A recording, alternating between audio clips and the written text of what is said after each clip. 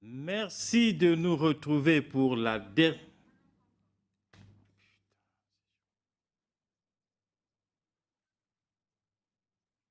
Merci de nous retrouver pour la dernière partie de cette émission. Je profite de l'occasion pour rappeler la question du jour, ou la question de la soirée. Y aura-t-il une équipe africaine au deuxième tour? Y aura-t-il une équipe africaine au deuxième tour? Nous attendons toujours vos réactions à afc@africa24tv.com. afc@africa24tv.com. Alors, justement, nous avons une réaction, celle de nous du Mali, qui nous dit « Je persiste en disant que l'Afrique, c'est fini, éliminée ou pas encore. Aucune équipe africaine ne passera au deuxième tour. Pour l'Espagne, il faut revoir le cas de Torres, qui n'est pas en forme. » Hey. Ah, tu es sur la sellette, là. Ouais, Il faut lui dire ce que tu en penses. C'est tout à fait vrai parce que depuis 6 semaines, il n'a joué qu'une vingtaine, une trentaine de minutes parce qu'il était blessé. Il a été récupéré juste à temps pour pouvoir venir en Afrique du Sud. J'insiste sur le fait que c'est des joueurs qui ont fait entre 50 et 60 matchs. Donc, même Fabregas, qui a joué en deuxième mi-temps, a été touché puisqu'il a été touché en Champions League et il reprend en fait. Je crois que c'est particulièrement critique pour un avant-centre qui a besoin de retrouver le chemin du but et pas seulement de la touche de balle et des perceptions de ses partenaires et ainsi de suite. Effectivement, voilà, c'est quelqu'un qu'il faut qu'il soit en forme. C'est vrai qu'il ne tient pas pour l'instant 90 minutes à un rythme élevé. Il a été remplacé. Mais ce n'est pas des attaquants qui manquent à l'équipe d'Espagne. Mais aujourd'hui, il fallait trouver de la profondeur, puisque lors du premier match, on n'en avait pas du tout. Et ils l'ont trouvé. Et ils l'ont trouvé. Alors, il y a un match qui va valoir son déplacement demain. Nous entrons déjà dans le match de demain. C'est le match France-Afrique du Sud. Alors, dans quel état d'esprit se trouve l'équipe de France dans quel état, tout simplement même. À la veille de son match capital face à l'Afrique du Sud, l'ancienne meilleure de jeu des Bleus, Zinedine Zidane, organisait une conférence de presse à ce propos. Les explications de David Gomez et David Kouloum. Zinedine Zidane veut une victoire contre l'Afrique du Sud. Zinedine Zidane tenait ce lundi une conférence de presse à Johannesburg pour son sponsor Adidas. Et si le sujet était tout autre, les questions sur l'équipe de France étaient évidemment au rendez-vous. Le mythique numéro 10 ne s'est pas attardé sur le cas Anelka, mais a fait savoir son désaccord sur le refus des joueurs de s'entraîner avant le match contre l'Afrique du Sud. Parce que c'est la décision en fait, de la fédération. Le fait de voir maintenant les joueurs ne pas s'entraîner, forcément je ne suis pas pour. Je suis pas pour. Mais en même temps, je ne suis pas à l'intérieur pour savoir ce qui se passe dans leur tête.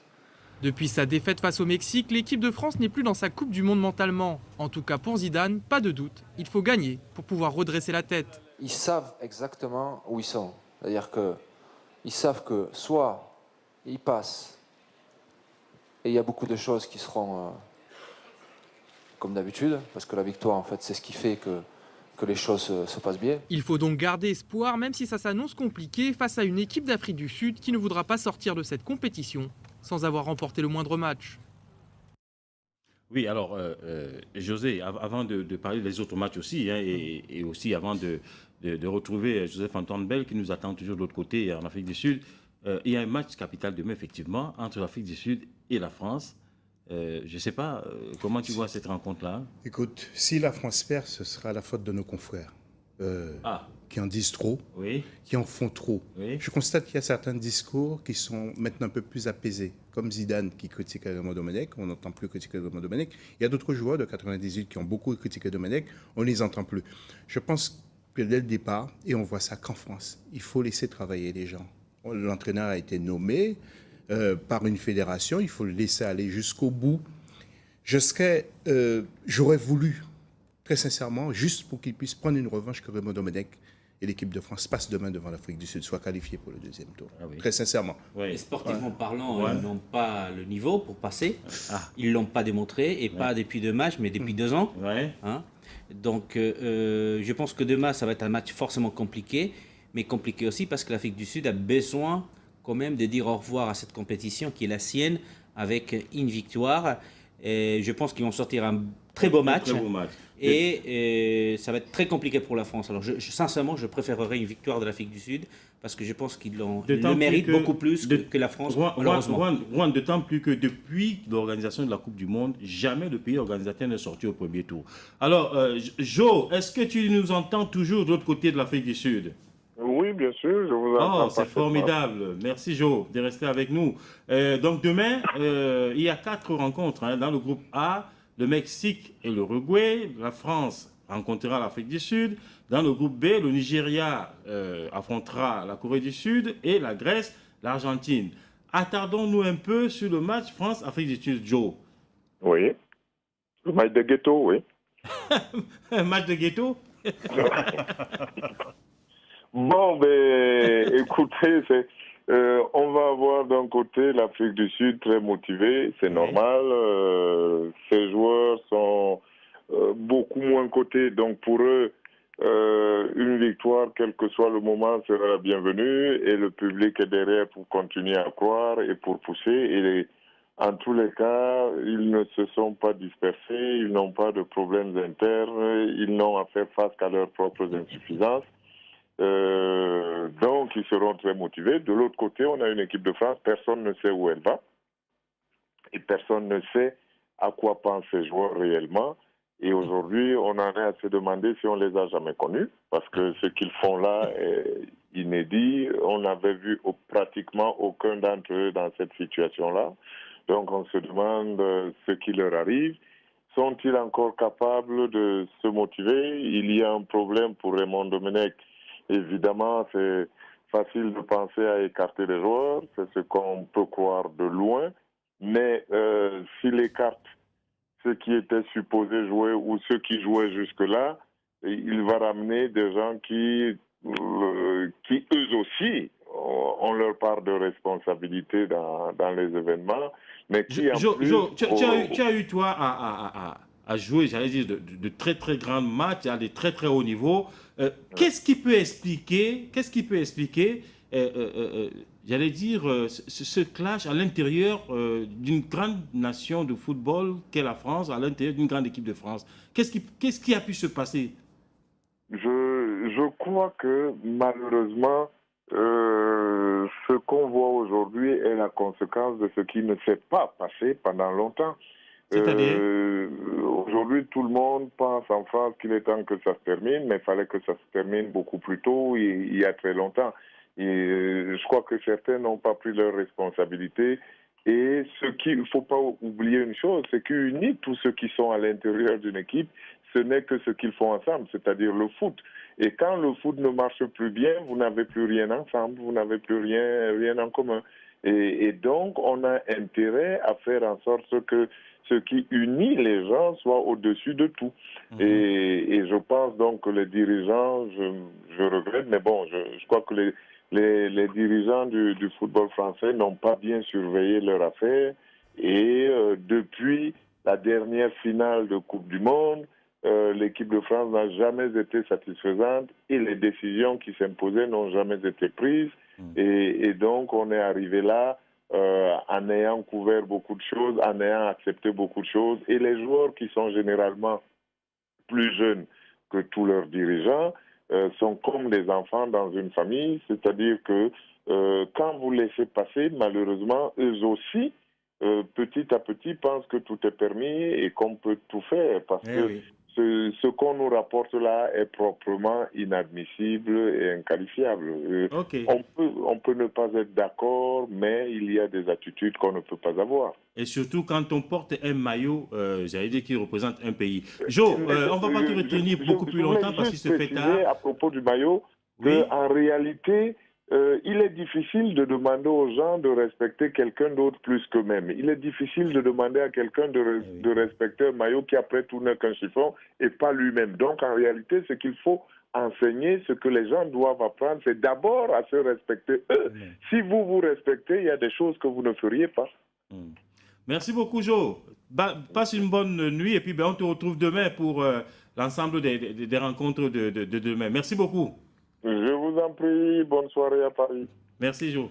Alors, on a parlé beaucoup de France-Afrique du Sud, mais il ne faut quand même pas oublier qu'il y a le duel entre les équipes de tête de ce groupe, Mexique et Uruguay, qui sera lourd de conséquences Pour l'autre rencontre, ces deux équipes sont à égalité de points, avec un petit avantage au Mexique qui a gagné assez nettement contre la France, un peu plus. L'Uruguay ayant fait simplement match nul. Mais c'est une rencontre qui s'annonce extrêmement disputée. Personnellement, j'ai l'impression que l'Uruguay est tactiquement mieux armé que le Mexique. Alors, quelle sera la réalité du terrain? Est-ce qu'on a les tableaux du match de demain, si les tableaux sont prêts pour qu'on puisse les visualiser en même temps? Voilà, c'est magnifique. Alors, Mexique-Uruguay, donc à 16h dans le groupe A. Et France, simultanément. c'est ça, en fait. Bien c'est sûr. ça. D'abord, il y aura 4 rencontres. Il ne peut pas y avoir collusion. Exactement. Il y aura 4 rencontres. Et en plus, j'allais dire, les matchs ont lieu simultanément. C'est-à-dire, les matchs de 16h ont lieu à 16h.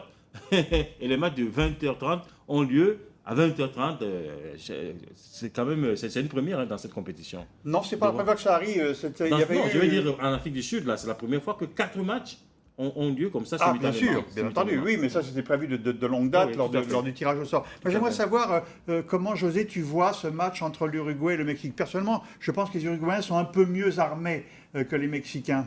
Non, moi, je voterais largement le Mexique. Le Mexique, bah oui. Ouais, le Mexique. Ils ont fait contre la France et tout ça. Oui, tout à fait. Je suis pas d'accord, petit désavantage au Mexique, parce que je ne sais pas si physiquement ils vont tenir après la débauche d'énergie face à la France. Et puis, il y a quand même cet aspect-là. Un match nul va qualifier les deux équipes. S'il y a la mi-temps, les deux équipes font match nul, ils ne vont pas risquer d'aller à l'attaque pour être éliminés. Il faut éviter l'Argentine aussi quand même au prochain tour. Mais je pense qu'on va jouer les premières 45 minutes, désavantage au Mexique pour une question physique, mais en deuxième mi-temps, on risque de voir un non-match entre deux équipes qui ne souhaitent pas s'être éliminées. Si, par malheur ou bonheur, la France ou l'Afrique du Sud s'imposaient par 2, 3, voire 4 buts. Donc, il va y avoir les radios, tout le monde va être collé aux radios pour voir comment ça se passe. Mais on risque de voir un non-match en deuxième mi-temps. Et on risque d'affronter l'Argentine après. Parce que c'est quand même... Mais si on affronte l'Argentine, c'est qu'on est passé. Personne va vouloir. Ça sera contre l'Argentine. Personne va vouloir rester sur le carreau quand avec un match nul, on est en 8e. Donc c'est pour ça que la deuxième mi-temps va être compliquée à gérer pour ces deux équipes. Il faut craindre qu'il y ait des arrangements. Oui, moi de toute façon, il y aura des experts de la FIFA. Donc, je serais choqué si vraiment l'Uruguay et le Mexique s'arrangent. Ça ne sera pas en Algérie, en Allemagne-Autriche, en 82 avec l'Algérie éliminée, je crois. Ils ont éliminé. Donc, ça ne sera pas ça. Mais psychologiquement, à un moment donné, on ne va pas risquer d'aller à l'attaque pour être premier si on risque d'encaisser un but et être éliminé. Ils seront solidaires. Solidarité. C'est très possible. C'est très possible. Sud-américaine. C'est très possible. Dis donc. Gérard? Dans l'autre groupe, il y a un grandissime favori. Il y a une équipe qui survole les débats. Cette équipe d'Argentine a montré qu'elle avait vraiment de brillants attaquants, qu'elle était capable donc de mener la vie dure à n'importe lequel de ses adversaires. Face à la Grèce, elle est évidemment favorite. La question qu'on peut se poser, c'est par quel écart l'emportera-t-elle? Est-ce que Messi et consorts vont se contenter d'une courte victoire, ou bien tenteront-ils le coup du panache qui les caractérise? Je ne le crois pas, mais je le souhaite. Courte victoire, d'autant plus que l'Argentine étant qualifiée va faire jouer des grands joueurs, mais qui n'ont pas joué les 2 premiers matchs. Et petit avantage quand même pour passer à la Corée du Sud. Je pense que la Grèce ne pourra pas l'emporter. Donc la Corée du Sud, par contre, risque de battre le Nigeria, qui est déjà éliminé. Donc l'intérêt du Nigeria, c'est sauver l'honneur, entre guillemets, mais l'intérêt de la Corée, c'est d'aller en 8e. Donc c'est beaucoup plus motivant. Ils n'ont pas le même intérêt là-dedans. Alors, José, un dernier mot? Oui, Argentine, je vois bien. Bon, l'Argentine, c'est sûr, sera qualifiée, mais d'une petite victoire. Oui, ça sera l'essentiel pour Diego Maradona de passer le premier tour, parce qu'il y a beaucoup de gens qui l'attendent au tournant, même les Français aussi l'attendent au tournant, parce qu'il a critiqué récemment encore, comment il s'appelle, Michel Platini. Je crois qu'on a d'autres problèmes que cela du côté de l'équipe de France, pour s'occuper de Maradona. L'Argentine passera, je vois bien l'Argentine et la Corée du Sud, bien sûr. Alors, on arrive au terme de cette émission. Il y a un rituel dans cette émission. Juan, tu as le vuvuzela, tu peux le prendre, vas-y. Juste derrière toi, tu peux, tourne-toi là, tu prends. On fait des fous, voilà. Tu souffles Donc, dans la et tu trompette. prends- Tu souffles dans la trompette. Allez, Vicente Del Bosque n'a pas réussi à un le petit faire. coup de... Mais toi, tu es mieux que... Que Vicente Del Bosque. Un petit coup de vuvuzela, allez. Ah, il n'y arrive pas. Allez. Voilà. Formidable. Allez, J'ai trouvé. Formidable. Alors, c'est magnifique. Merci beaucoup. Alors, merci à tous nos téléspectateurs qui participent de manière active à cette émission. Bravo à l'équipe de production et de réalisation, ainsi qu'à toute l'équipe technique et de la direction éditoriale. Brakissa, merci. Lucie, Ilassi, Sonia. Et puis un clin d'œil toujours à notre capitaine Babilas qui est de l'autre côté du Conakry. Vous savez où se passeront bientôt les élections. Il a l'œil critique pour nous suivre. Rendez-vous Babilas, oui. demain, même heure, avec autant de plaisir sur Africa 24. Restez sur nos programmes. Merci beaucoup.